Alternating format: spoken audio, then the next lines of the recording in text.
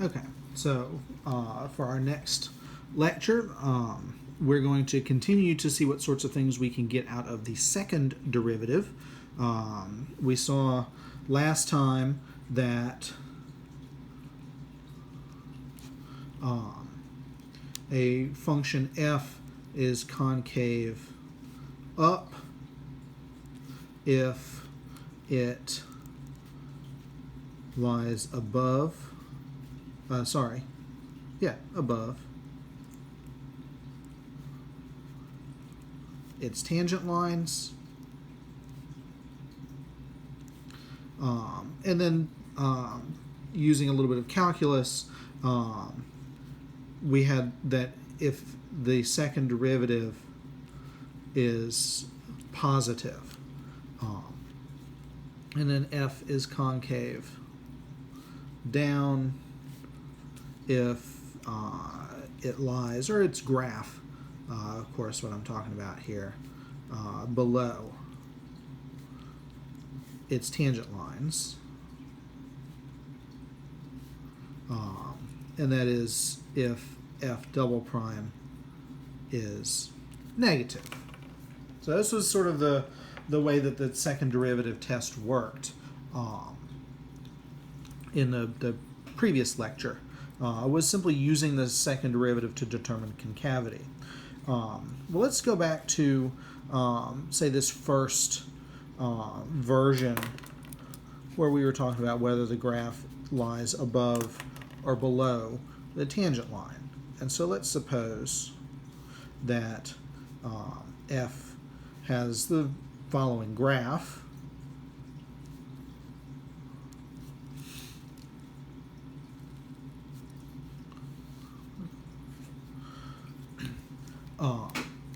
And it doesn't have to be anything very fancy or specific. I'm not going to worry too much about an interval or anything like that here, but just a graph that looks sort of vaguely like that. And I think we would all agree that if we were to draw some tangent lines, that the graph lies above those tangent lines. In particular, the graph lies above this tangent line.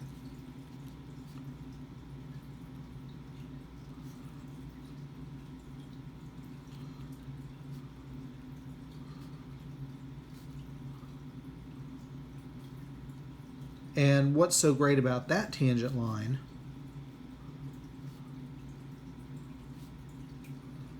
that happens to be where the slope is 0. The way that I've drawn it, I hope you could at least agree that the slope of that pink line should be 0. And the point on the graph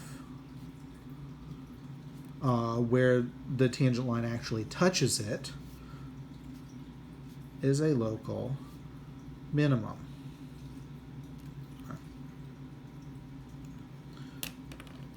If we take that and sort of flip it over,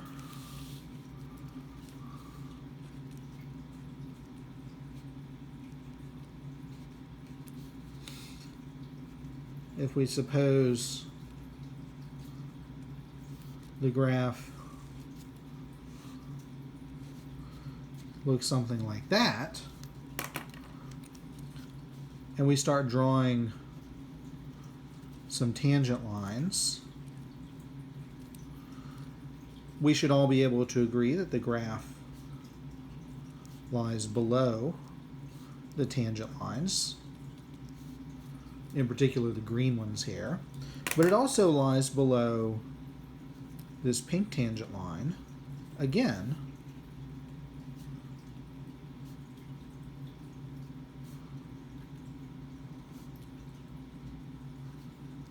where the slope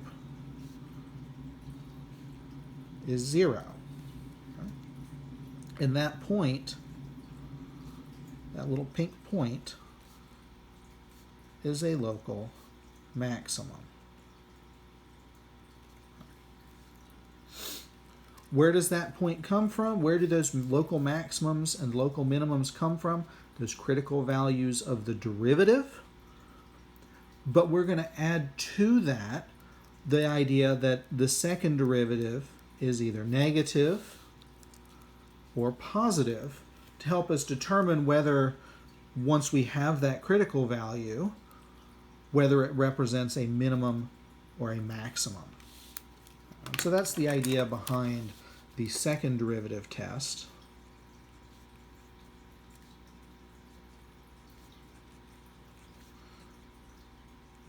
For maximums and minimums. So we're going to suppose f is twice differentiable.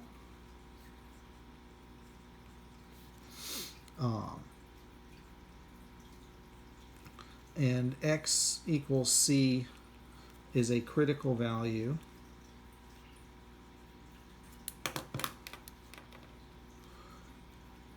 of f prime. Then one of three things is going to happen. If, in addition to having a critical value of the derivative, if f double prime of c is negative, then f has a local maximum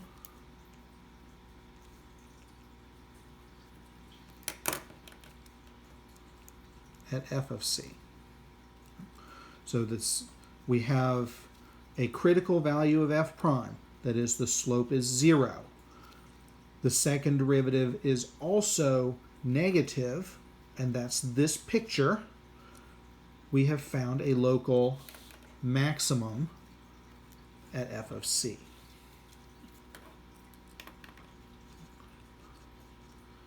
If f double prime of c is positive, then f has a local minimum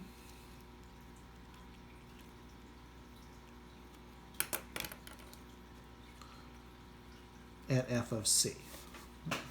So there's two things that are happening in each of these. We have a critical value of f prime, that is, we have a horizontal tangent, and in number 2 here, the function is also concave up, then we have found a local minimum. So f double prime of c negative, we find a local maximum. F double prime of c positive, we found a local minimum. And of course, the third possibility here is that if f double prime of c is equal to 0 or undefined, then we don't know if f of c is a local max, min, or even neither. So in this third case, it's inconclusive. We can't tell. We might have a maximum, and I will draw pictures where that happens. We might have found a local minimum. I will draw a picture where that happens. And we might have neither of those. And again, we can't tell from this second derivative test what's going on in the equal to 0 case or the undefined case. In that case, we're going to have to look at the first derivative test instead. The second derivative test for most problems tends to be a little bit faster in the cases where it works. We don't have to look for sign changes. We don't have to pick out a bunch of test values. We just need to do one additional evaluation. Evaluate that second derivative and look at its sign. The penalty, the downside to this test, is that it sometimes doesn't work. That's this third possibility. In the multivariable calculus that you would do in something like Calculus 4, and I realize that, if you are if you were watching this through, say, a business calculus class, that's not necessarily going to be something that you end up getting involved in. If you're watching this through a Calculus 1 class and you intend to continue through Calculus 4, then the second derivative test is really how optimization and finding maximums and minimums works in multiple variables. The first derivative test is not something that's going to work well in that case. We need something that looks more like the second derivative test for those types of problems. But it's not quite as simple as this when we have more than one variable involved. Keep in mind that the first derivative and the second derivative are independent of each other. Yes, you find the second derivative by applying our rules for differentiation to the first, but just because the second derivative is negative doesn't mean that you have found a local maximum. You also have to have that critical value of f prime. If you don't have a critical value of f prime, that is, you didn't solve an equation, f prime of x equals 0. You didn't go dig out those undefined values of f prime, in which case this is probably not going to work anyway. If the first derivative is not defined, the second derivative can't be defined either. But if you don't have that critical value of f prime, you're not allowed to do this stuff. You have to have that critical value first. So just knowing that the second derivative is positive or negative is not enough. You have to also know that you are looking at a critical value of f prime. So this only works in conjunction with that first derivative. We need those critical values in order to do anything at all with this second derivative test. Let's take just a quick example. We have looked at several times this function f of x equals x plus 1 over x. We, I think, looked at this when we were talking about increasing and decreasing functions, relative maximums and minimums, and so we know that we can find those extreme values by looking at f prime of x is 1 minus 1 over x squared, has critical values at x equals 0, 1, and negative 1. But f prime, f double prime, and so on are all undefined at x equals 0. So f of 0 can't be a relative max or min because f of 0 is not a thing. The original function is undefined. It would give it a 0 in the denominator. The others, however, we're going to plug x equals negative 1 and x equals 1 into f double prime to determine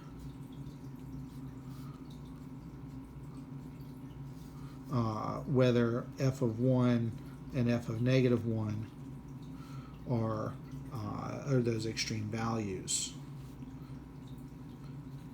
Is f of 1 a maximum? Is f of negative 1 a minimum? Something like that. Is it the other way around? That's what this second derivative test is going to tell us. Not just that these are possibilities for maximums and minimums, but that they are maximums or minimums. F double prime of x is, if f prime is 1 minus 1 over x squared, then f double prime is 2 over x to the third. A simple power rule will get you to that. And then f double prime of 1 is 2 over 1 cubed makes 2.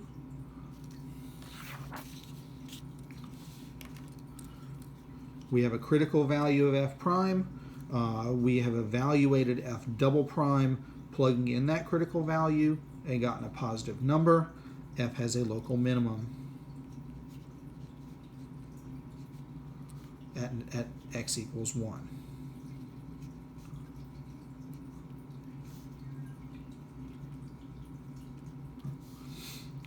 F double prime of negative 1, 2 over negative 1 cubed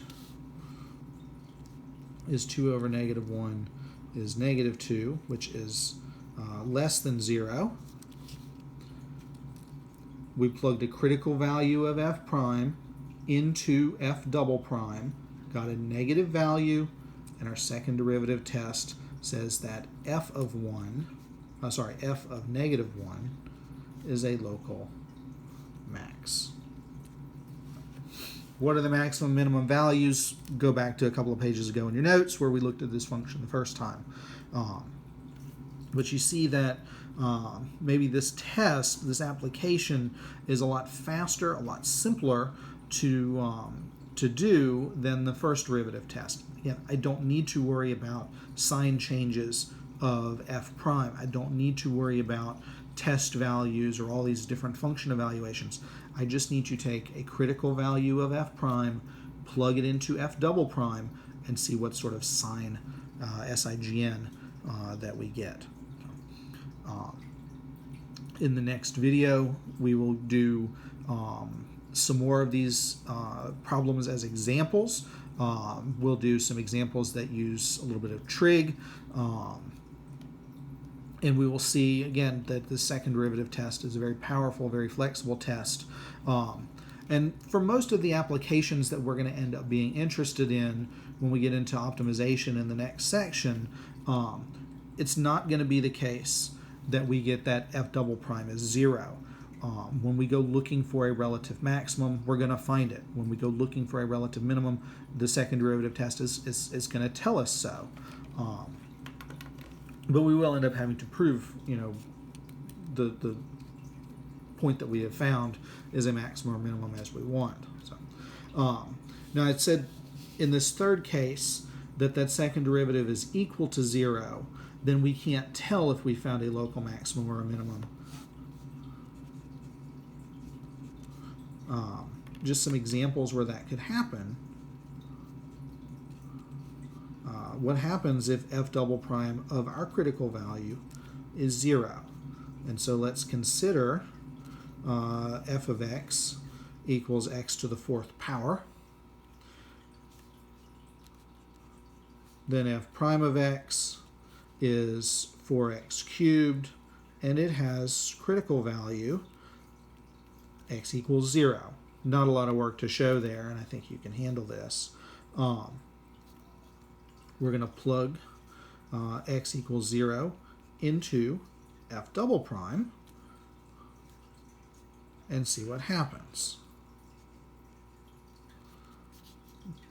F double prime of x, well, if the first derivative is 4x cubed, the second derivative is 12x squared. And so f double prime of 0 is 12 times 0 squared is 0. And our test is inconclusive. But if we look at the graph of x to the 4th, it looks a whole lot like x squared, but it's a little bit flatter here in the middle, and it's a little bit steeper over on the side, and we very definitely have a relative minimum there at 0. The second derivative test just couldn't tell us that because that second derivative was also 0. If we look at f of x is negative x to the 4th, instead, all this same stuff is going to happen, only we're going to have f prime is negative 4x cubed, f double prime is negative 12x squared, but our critical value isn't going to change. When we evaluate, we're going to get, negative 0 instead, but that's still 0. Our second derivative test is inconclusive, but there is a relative maximum because the only thing that's happened is that I've turned that graph upside down. That's what that minus sign out front is going to do. Okay? So possibly that we have a relative minimum, possibly that we have a relative maximum, and then again very quickly off to the side here, if we look at f of x equals x to the third, f prime of x, 3x squared, has a critical value of x equals 0, but f double prime is 6x, and if we plug a 0 in for x, we get 0, but this function has neither a relative maximum nor a relative minimum there at x equals 0. So again, the case where x is equal to 0, we just can't tell. It's not that the sign didn't change. It's not that that this critical value is neither a maximum nor a minimum. It's that we really honestly do not know. And we have to go back to what I wrote in the theorem here, that we have to go look at the first derivative test and see that the first derivative is negative, changes to positive, we get a relative minimum.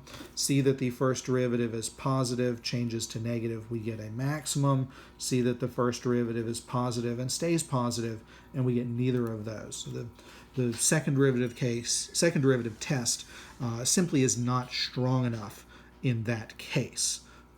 Again, for the types of applications that we're going to be looking at, for a lot of the problems that we're going to be interested in, we're going to end up in one of these first two cases. And this third case is not going to be something that happens to us.